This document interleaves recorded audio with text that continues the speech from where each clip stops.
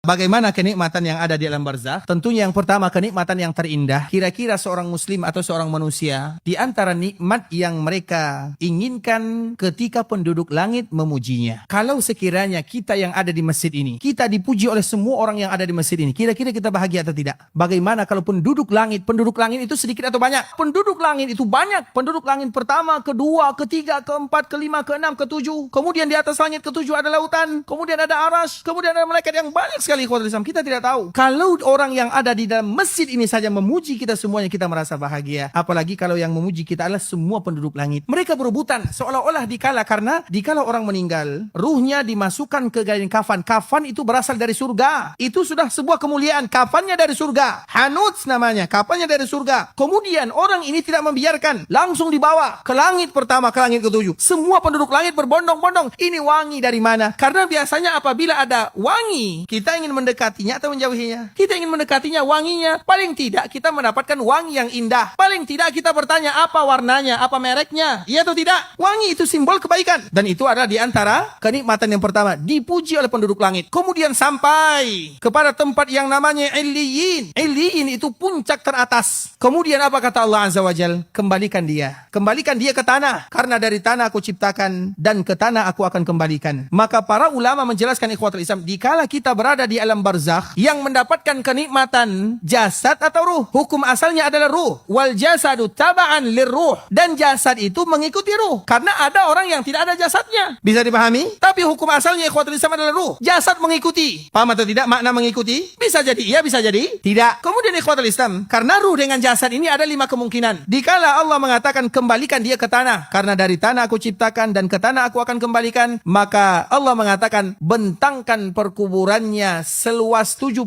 hasta.